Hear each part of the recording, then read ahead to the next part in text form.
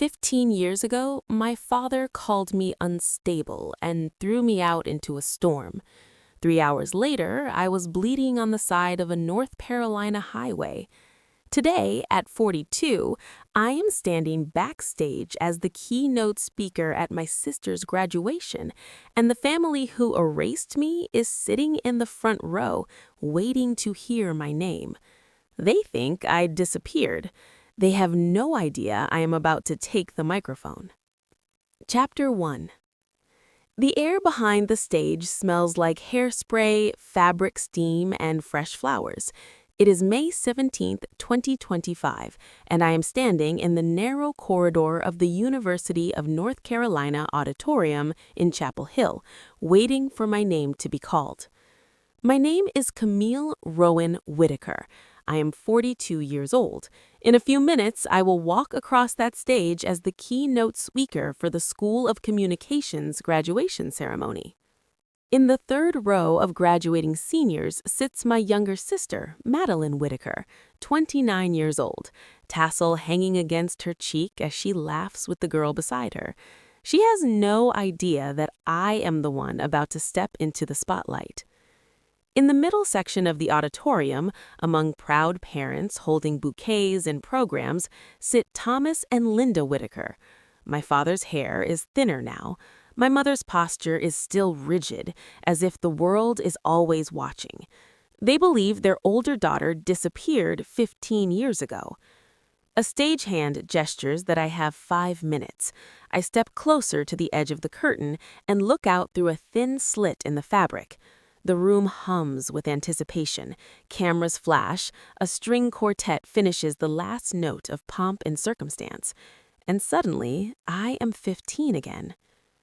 October 15th, 2010, Raleigh, North Carolina.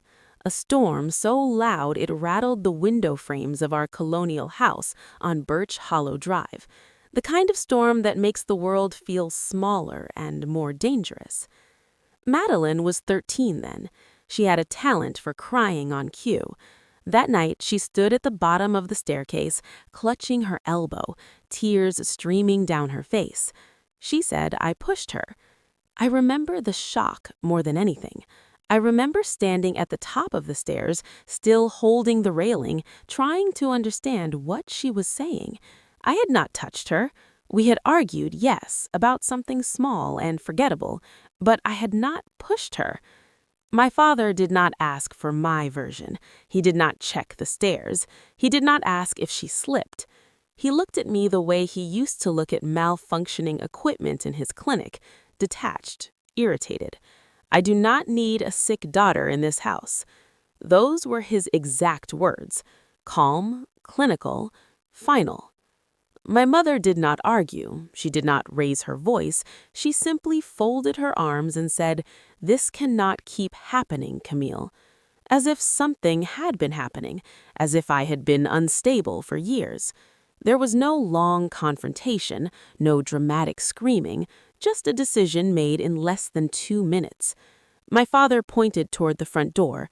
"You need to leave, right now." The rain was coming down in sheets when I stepped onto the porch. I was wearing jeans and the thin sweater, no coat, no phone. My mother closed the door before I reached the driveway. I stood there for a moment, expecting it to reopen, expecting someone to call my name. No one did. I started walking. The streets were nearly empty. Water pooled at the edges of the road. My sneakers were soaked within minutes. I remember thinking that if I kept moving, maybe they would come after me. Maybe this was a lesson, not a sentence. 3 hours later, I was crossing a side highway near the edge of town.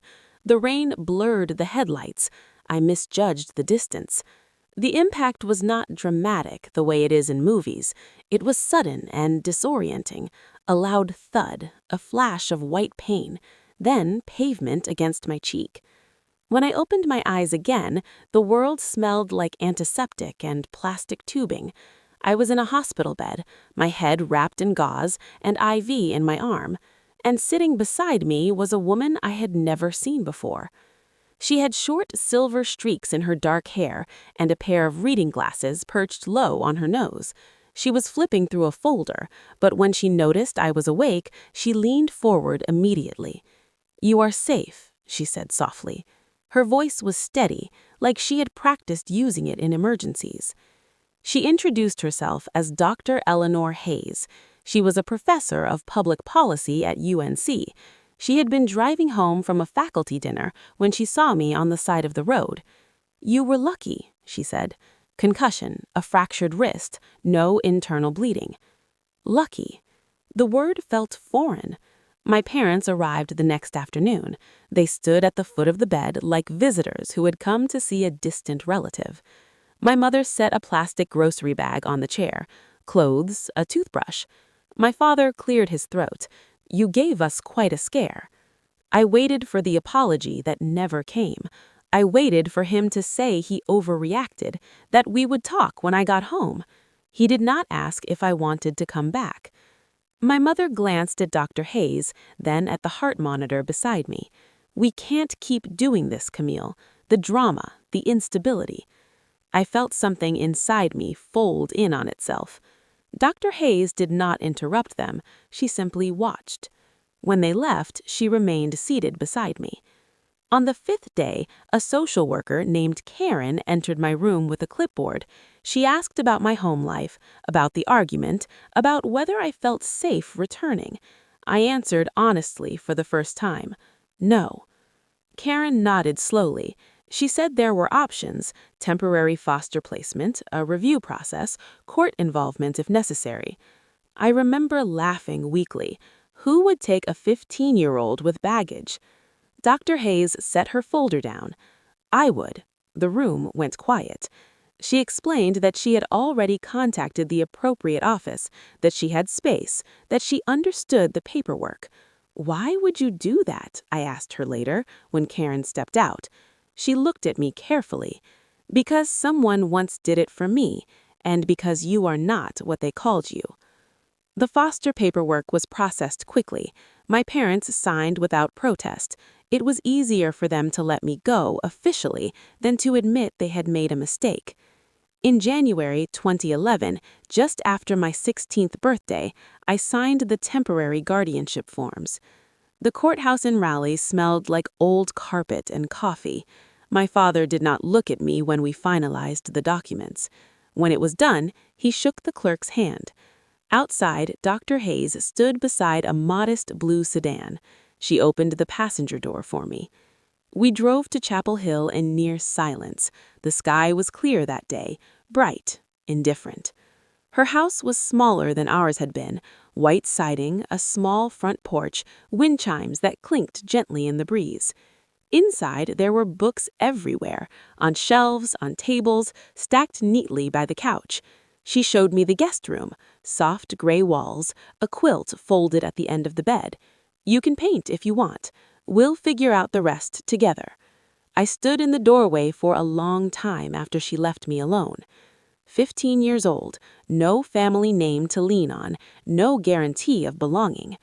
I lay back against the unfamiliar pillow, listening to the faint hum of Chapel Hill traffic outside, and for the first time since the storm, I felt something that wasn't fear. It wasn't hope yet, but it was the beginning of something that refused to disappear. Chapter 2. The next morning, I woke up in a room that did not hold any memories of me. Chapel Hill High School felt smaller than my old school in Raleigh, but it felt louder. Not in sound, but in attention. News travels fast in towns that orbit a university. A new girl living with a professor. A girl who left her family mid-semester. A girl from Raleigh. Within a week, people had a story. Foster kid. Trouble at home. Something is wrong with her. No one asked me directly. They watched instead. In the cafeteria, in the hallway. I felt like a headline without context. Eleanor drove me to school every morning during those first few weeks. She insisted. "Transition periods matter," she would say. "Systems fail people during transitions." One afternoon in late October 2011, I stayed late to meet with my guidance counselor about course placement. When I stepped into the hallway outside the office, I heard my name. Not my first name. That girl. A teacher I did not know well was speaking quietly to Eleanor near the lockers. "Is she stable?" the teacher asked. "We were told there were some issues at home.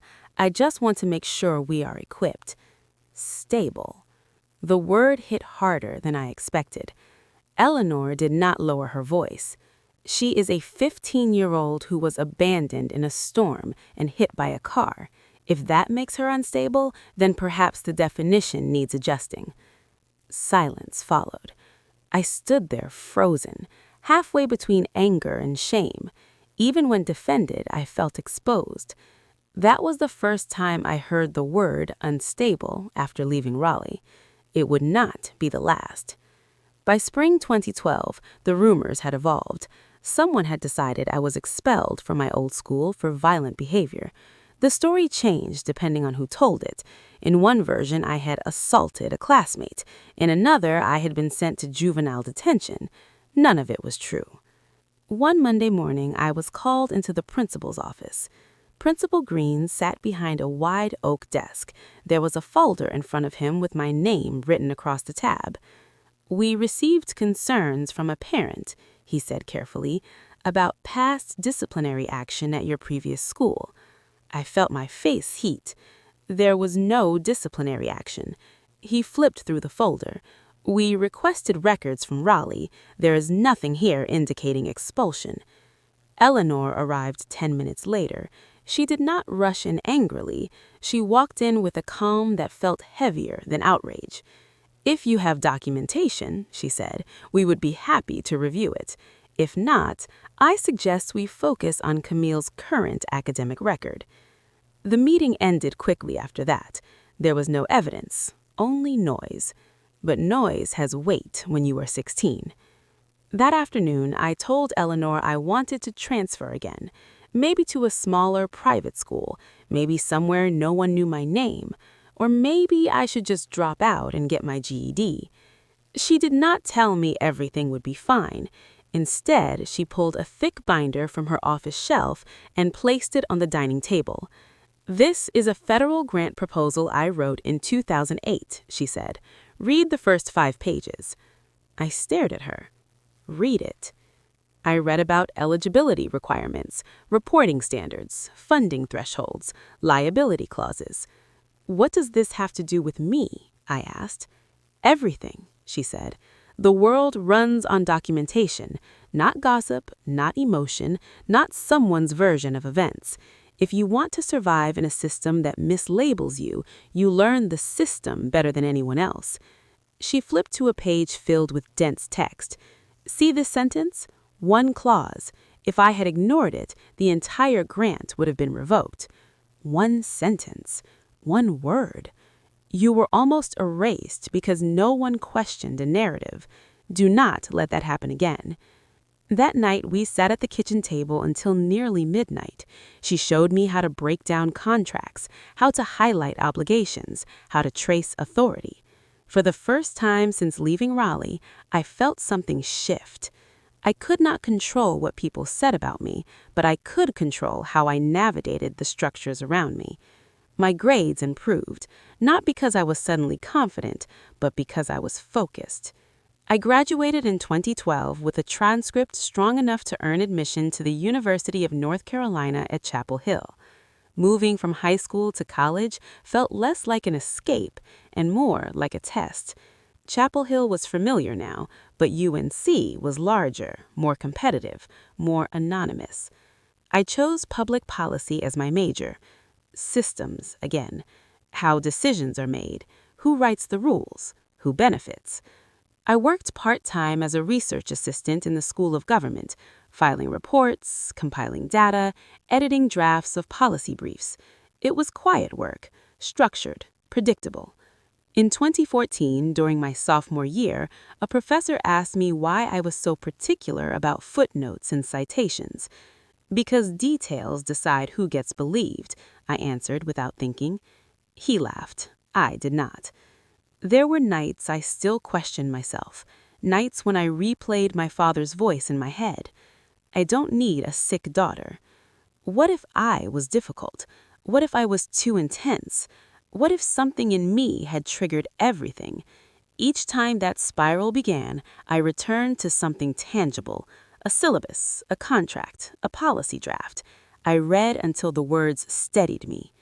I graduated in 2016 with honors in public policy and a minor in education reform. The job market was not kind to idealists, so I started small. Program coordinator for a local nonprofit focused on first-generation college students. $50,000 salary. Long hours. In 2018, after 2 years of watching talented students drop out because their families withdrew financial and emotional support, I proposed something new, Second Horizon Scholars, a program specifically for students who had been cut off, disowned, pushed out, students like me. It began with a pilot cohort of 12 students across 3 campuses in North Carolina. The first-year budget was just under $150,000. We scraped for funding. We wrote grants at 2 in the morning. I met donors in coffee shops and community centers. Eleanor reviewed every proposal I wrote. "Do not exaggerate," she would say. "Do not dramatize. Present the data. Let the impact speak." By 2022, our annual operating budget reached $900,000. We expanded to 6 campuses.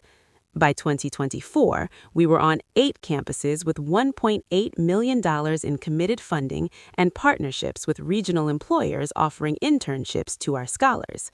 I no longer introduced myself as a foster kid. I introduced myself as Senior Director of Second Horizon Scholars. Sometimes, though, when I walked across campus and passed families taking graduation photos, I felt the old ache, not for my parents, for the version of myself that had believed being erased meant being finished. In February 2025, an email arrived from the Dean of Communications at UNC. They were looking for a keynote speaker for the upcoming graduation ceremony, someone who represented resilience, policy innovation, community impact. My name had been recommended by multiple faculty members. I stared at the email for a long time before opening the attachment. The list of graduating seniors was included in the packet. Halfway down the page, I saw it. Madeline Whitaker, communications major, 2025. For a moment, I considered declining. It would be simpler, cleaner, no risk of confrontation. Then I remembered the binder on Eleanor's kitchen table, the contracts, the clauses, the systems that reward silence if you let them. I typed my response carefully. I would be honored to accept.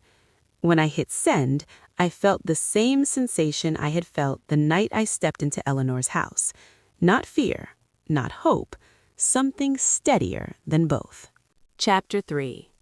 3 weeks before graduation, my phone rang while I was reviewing mid-year impact data in my office. It was Claire Benton. Her voice was measured in a way that told me this was not a casual check-in. "We need you to come in this afternoon," she said. "There is something you should see."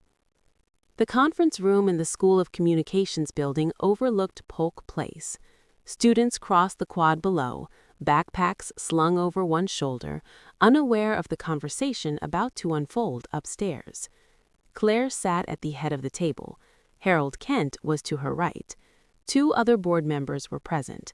A printed email lay in the center of the table. Claire slid it toward me. "We received this 3 days ago." I read it once, then again more slowly. The message was unsigned, sent from a temporary address. It alleged that I had a documented history of mental instability, that I had been removed from my family home due to violent behavior, that I was unfit to serve as a public representative for the university. It claimed there had been prior incidents that were conveniently buried. I felt the old word rise up again. Unstable. Harold cleared his throat.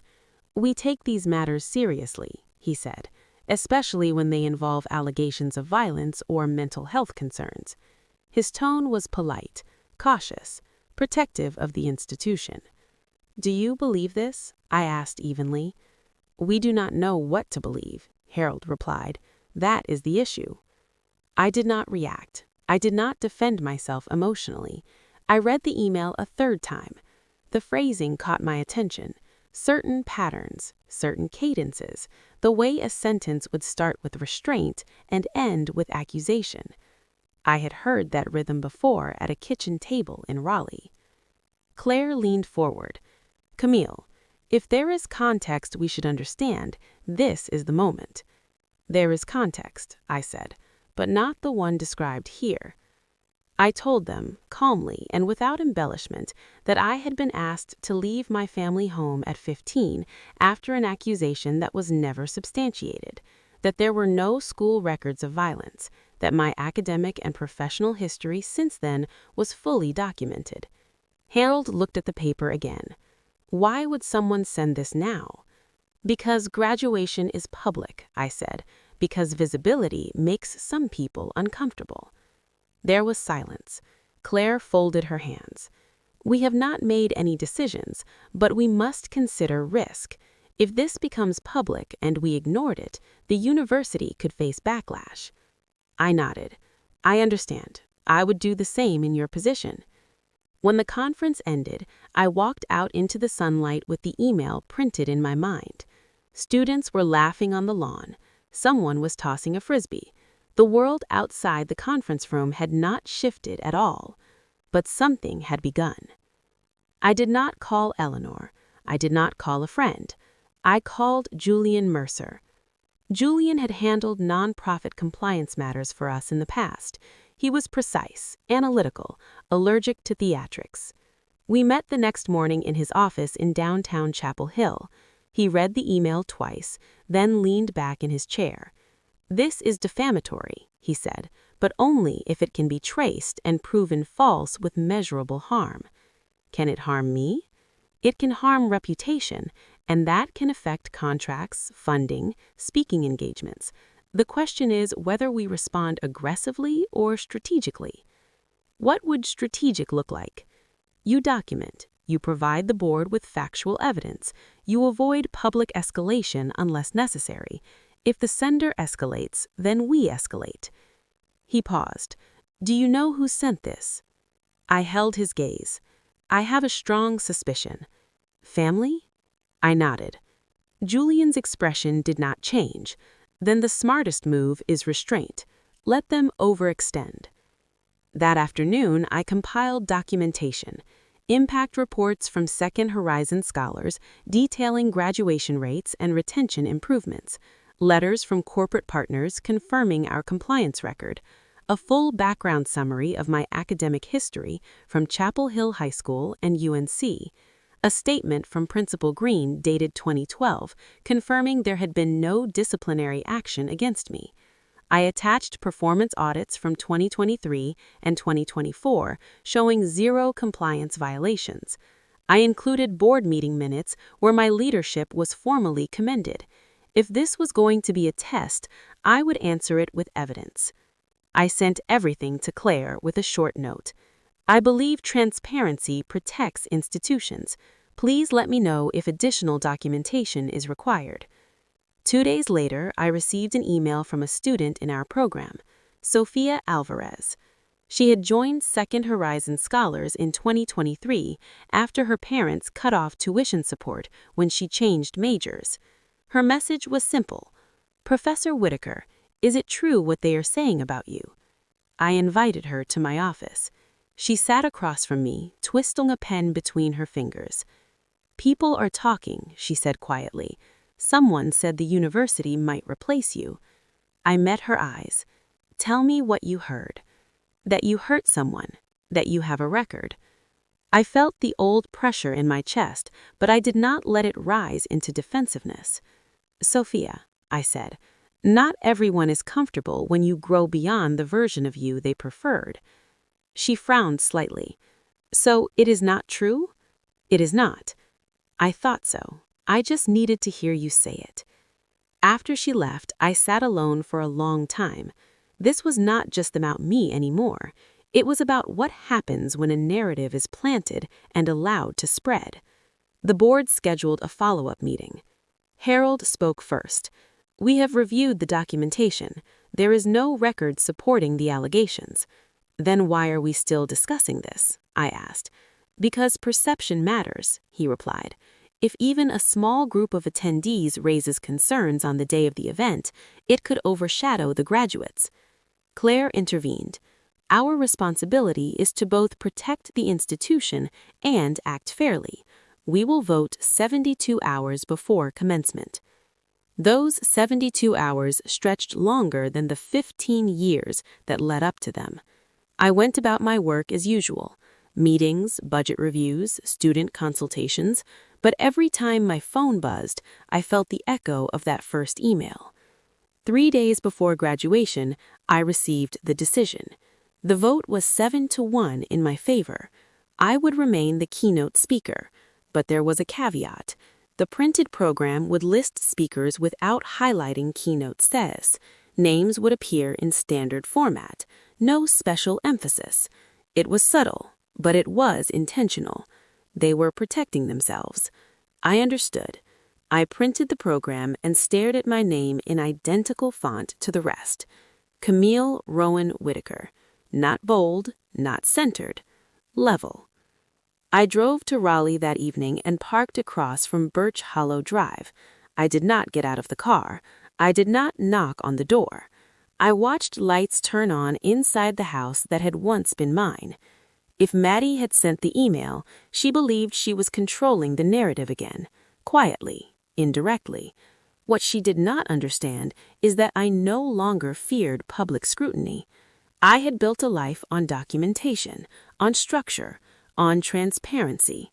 Graduation would not just be a ceremony, it would be a test, and this time I was prepared to walk into it with every fact in place. Chapter 4. The morning of May 17, 2025 arrived bright and windless, the kind of Carolina spring day that feels almost rehearsed. The campus was already crowded when I pulled into the faculty parking lot. Families carried bouquets wrapped in cellophane. Grandparents leaned on canes. Younger siblings complained about the heat. The air carried a mix of sunscreen, perfume, and nervous excitement.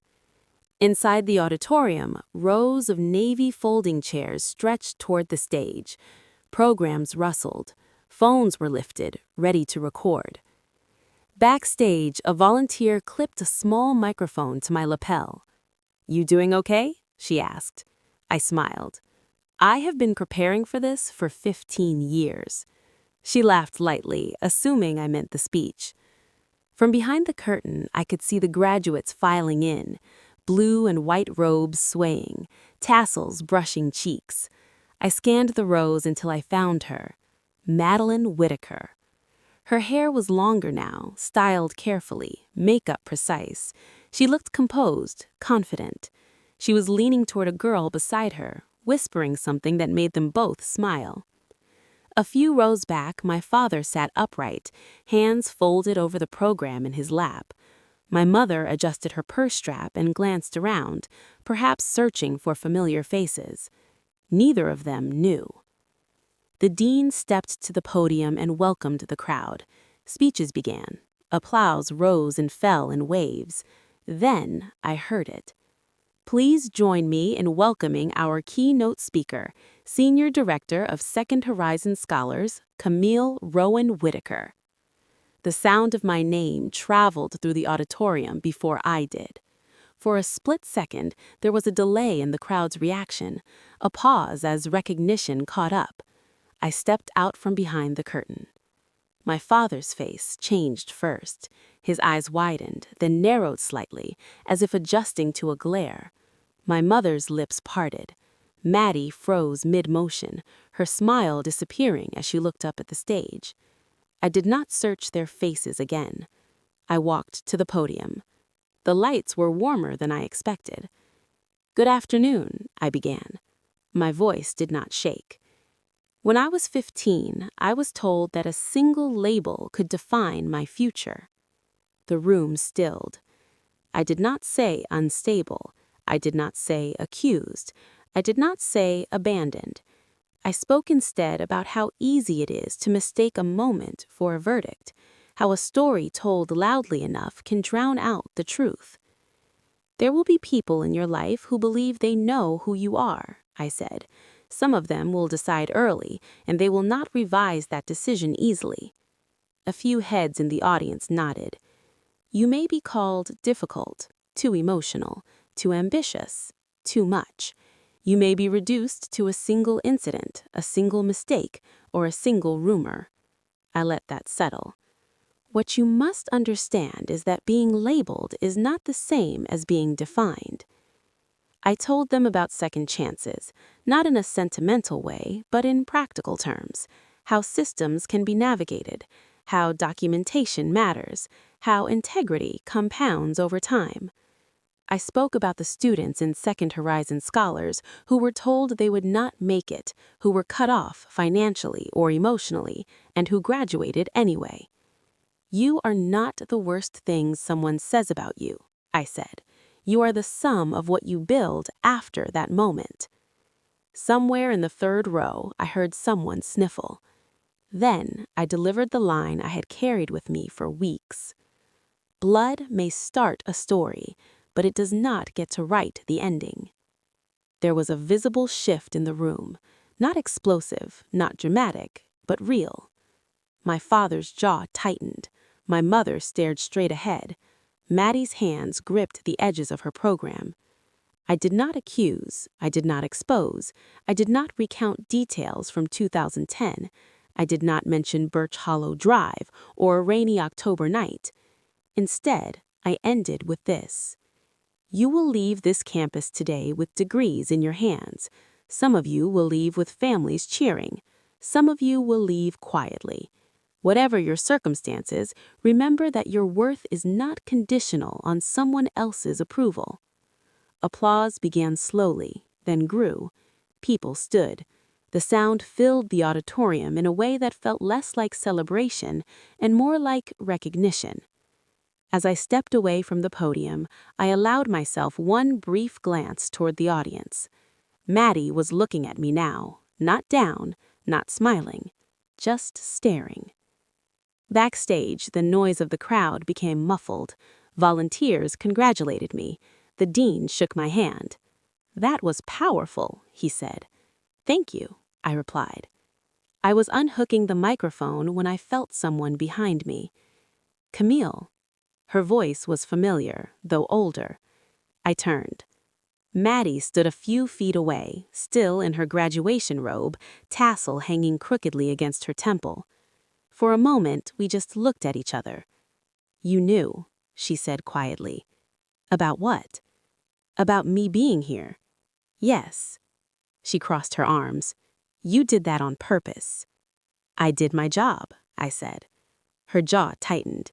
You stood up there and told everyone our business. I did not mention you. You did not have to. Her eyes flicked toward the curtain, where the faint roar of applause continued.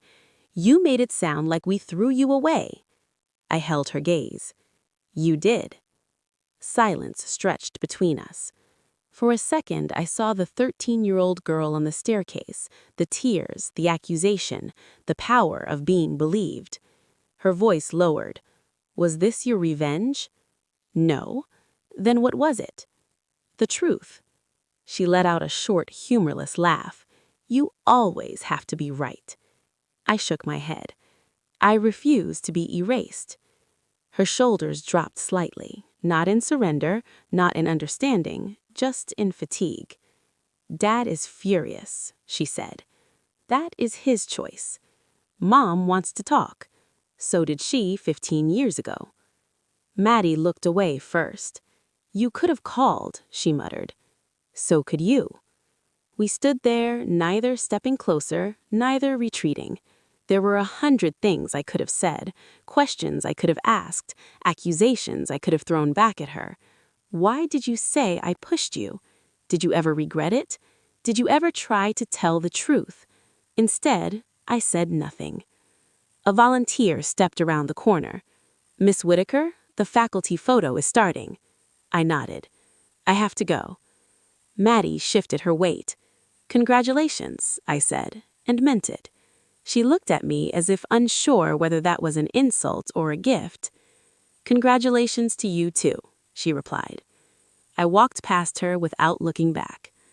Outside, Eleanor was waiting near the side entrance, leaning lightly against a brick column. She wore a navy blazer and held a small bouquet of white flowers. "You were steady," she said as I approached. "I learned from the best." She smiled. "Do you regret accepting?" "No."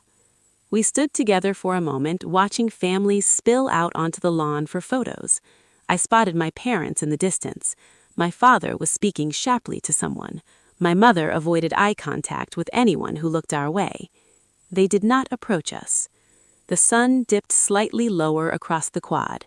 For years, I had imagined a confrontation filled with shouting, with apologies, with explanations.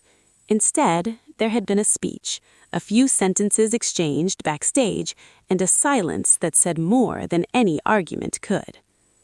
"You are not the girl they named," Eleanor said softly. "I know." As we walked toward the parking lot, I felt something loosen inside me. Not forgiveness, not reconciliation, just space. The story that began in a storm had just been told in full daylight, and this time I had been the one holding the microphone. Chapter 5.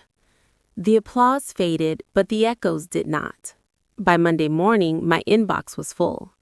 Emails from students, emails from alumni, a few from parents thanking me for saying what they could not.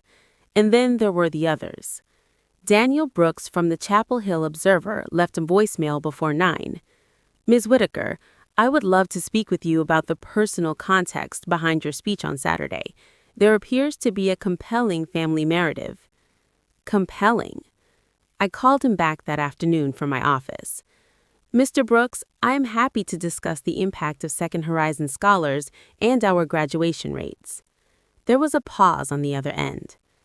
"I was hoping to explore the personal dimension," he said. "There are rumors circulating about tension within your family. It adds depth." "Depth is not the same as relevance," I replied. "The graduates are the story." He tried again. "Some sources suggest your speech was directed at specific individuals in attendance." "My speech was directed at students who have been mislabeled," I said evenly. "That is public record." He exhaled softly.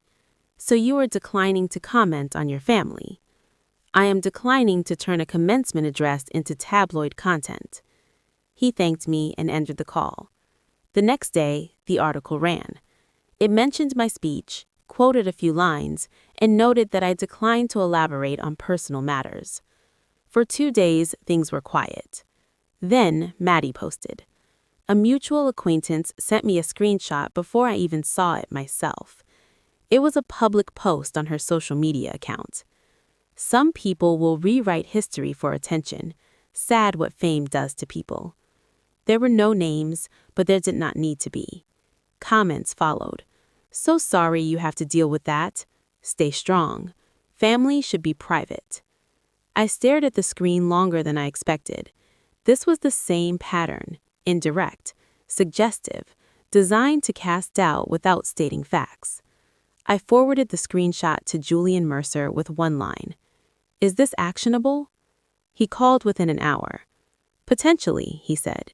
"It depends on whether a reasonable person would interpret it as referring to you and whether it causes measurable harm." "It already has," I said. "My staff is fielding questions." Then we respond carefully. The letter he drafted was concise. No threats, no dramatics. It cited state defamation standards and requested removal of any statements implying false factual allegations about my mental health or professional conduct. He sent it certified. Maddie deleted the post the following evening.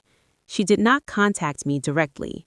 Instead, she texted, "You had to bring lawyers into this." I waited a full hour before replying. "You had to make public accusations." 3 dots appeared, disappeared, reappeared. "This did not need to be this big," she wrote. "It was not big until you tried to shrink it." She did not respond. 2 weeks later, Maddie asked to meet. Raleigh, a coffee shop near North Hills, neutral territory. I arrived first, sat near the window, watched cars slide through the parking lot. She walked in wearing business casual, blazer over jeans, phone in hand as if it were armor. She sat down without ordering. "You embarrassed us," she said before I could speak. "I embarrassed you by telling the truth? You made it sound like we abandoned us." "You did." Her jaw tightened. "You were difficult, Camille. You always were. You pushed people." I leaned back slightly. "That is not the same as pushing someone down a staircase." Her eyes flashed. "I never said you did not do it." "You did." She opened her mouth, then closed it. "It was just one moment," she said finally. "You could have let it go." "One moment that changed my entire life?" She looked around the cafe as if someone might be listening. "Dad says you destroyed his reputation at the hospital. Patients are asking questions." "Reputation is not built on silence," I said. "It is built on integrity." She shook her head. "You always think in big words." "No," I said quietly. "I think in consequences."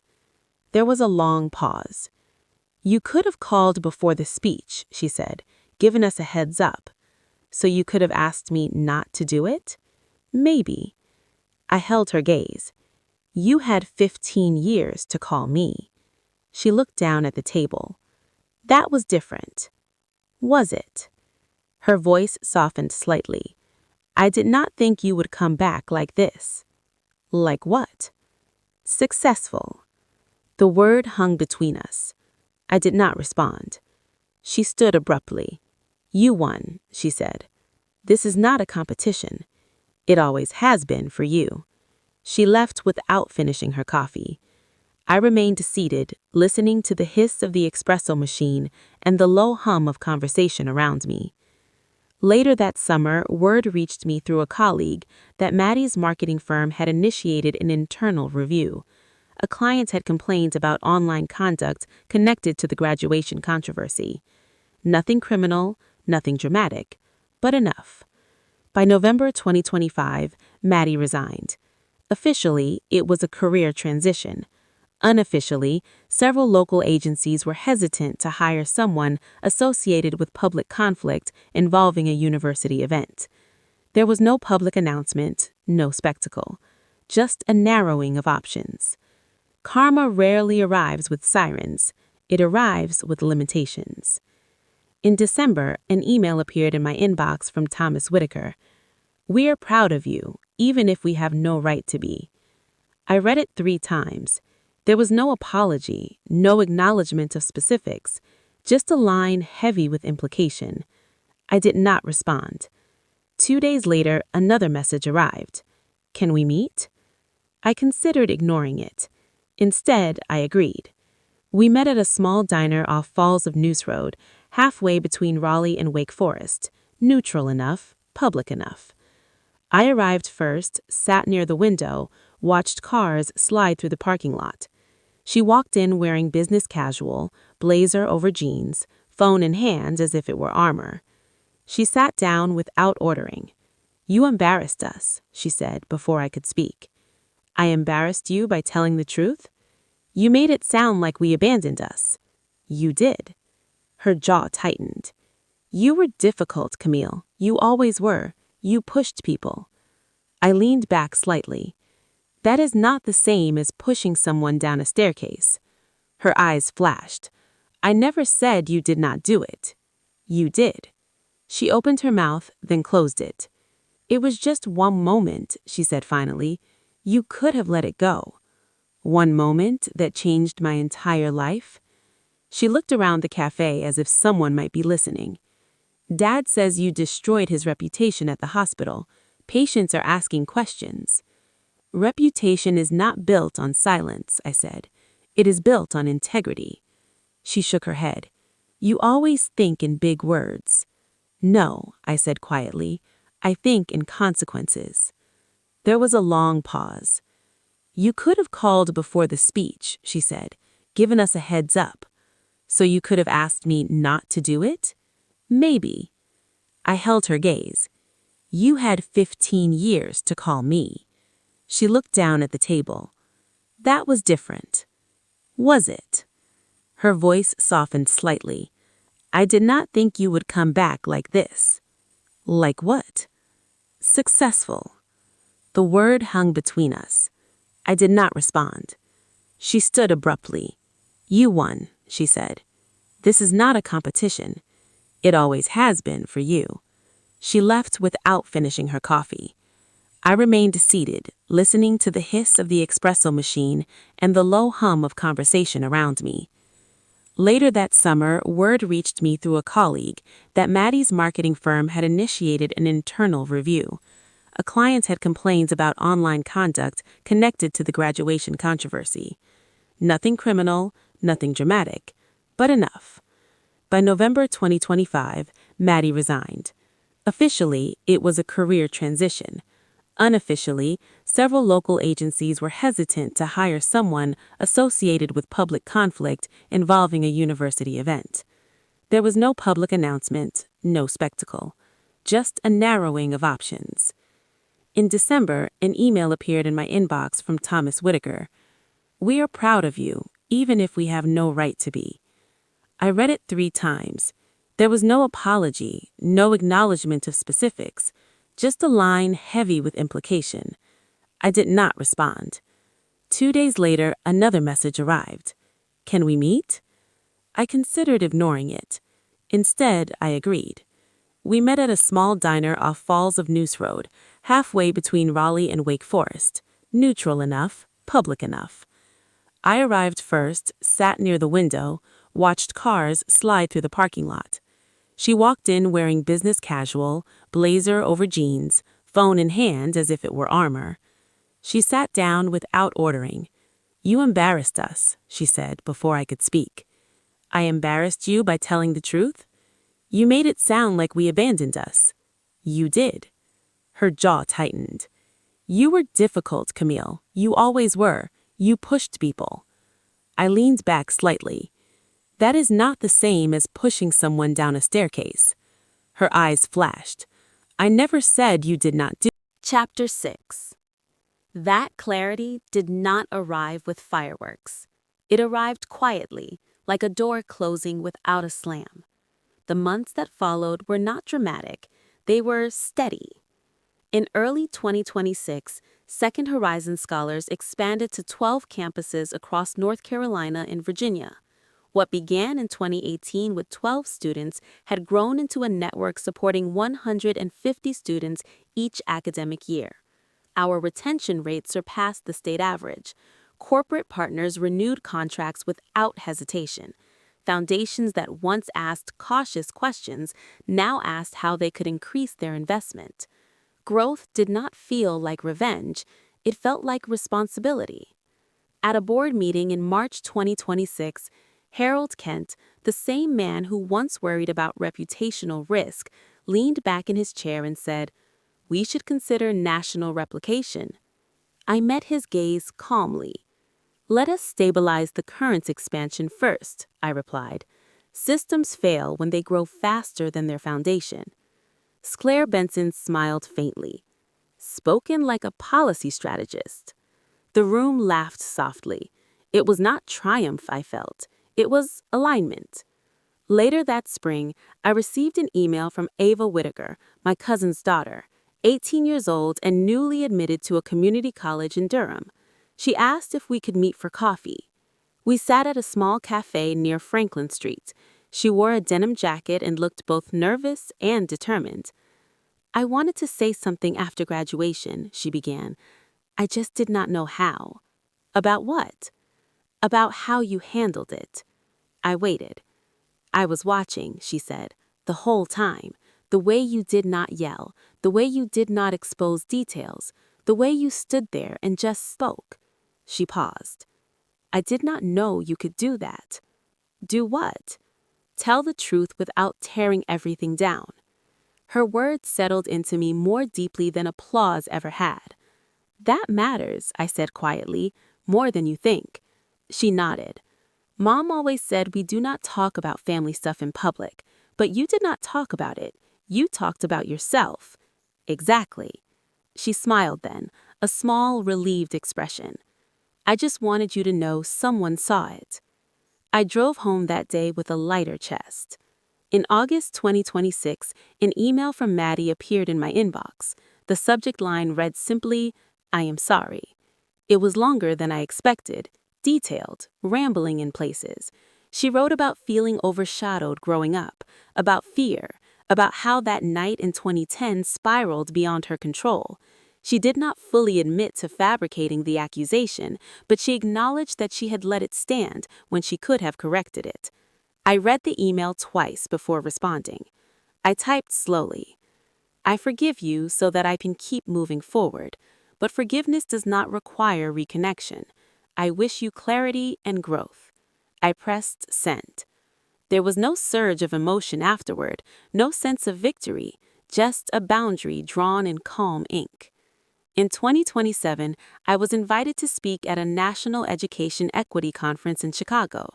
The ballroom overlooked the Chicago River, glass windows reflecting the skyline. When I stepped onto that stage, there were no family members in the audience, no history waiting in the wings, only professionals, policymakers, and students. I spoke about structure, about documentation, about how systems can either silence or protect depending on who understands them. After the session, a woman in her 50s approached me. "I left my marriage at 48, she said. "I had no idea what I was entitled to. No one ever taught me to read the fine print." She looked at me steadily. "You are teaching girls something we were never taught."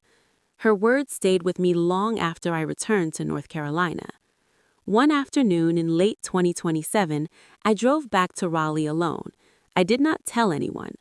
I parked near the stretch of road where the accident happened in October 2010. The highway had been widened since then, the shoulder repaved, the streetlights replaced. I stepped out of the car and stood on the edge of the pavement. 15 years earlier, I had lain on cold asphalt, convinced my life had ended before it began. Now I stood upright, steady, aware of every breath. I did not feel anger toward the girl I had been. I did not feel hatred toward the family that had let me go. I felt gratitude for the woman who had refused to disappear. I thought about the word unstable, how easily it had been used, how casually it had been attached to me, and how thoroughly it had been disproven. In early 2028, our program celebrated its 10th graduating cohort. 150 students walked across stages that year with support they might not have otherwise had. At the ceremony in Chapel Hill, a young man from Durham hugged me after receiving his diploma. "They said I wouldn't last a semester," he whispered. "You lasted 4 years," I replied. "That's yours, not mine." But I knew better. It was ours, built on policy, on contracts, on systems that protect instead of punish. Later that evening, I returned home to my small house in Chapel Hill. The same wind chimes Eleanor once had now hung on my own porch. She was older now, retired fully, spending more time in her garden. We had dinner together that night. "You look peaceful," she observed. "I think I am," I said. She tilted her head slightly. "Not triumphant?" "No." "That's good," she replied. "Triumph fades. Peace stays." Before she left, she placed her hands briefly on my shoulder. "You were never what they called you," she said again, echoing words from years ago. "I know," I answered. As I sit here now, years after that graduation, I do not replay the moment my name was announced. I do not dwell on my father's expression or Maddie's silence. What stays with me are the structures that held, the documentation that protected me, the decision to speak without destroying. If there's anything I've learned, it's this. Know what is written about you. Know what you have signed. Know what you are entitled to under the law. Silence can protect peace, but it can also protect injustice if you do not understand your rights. And when the moment comes to speak, do it with clarity, not chaos.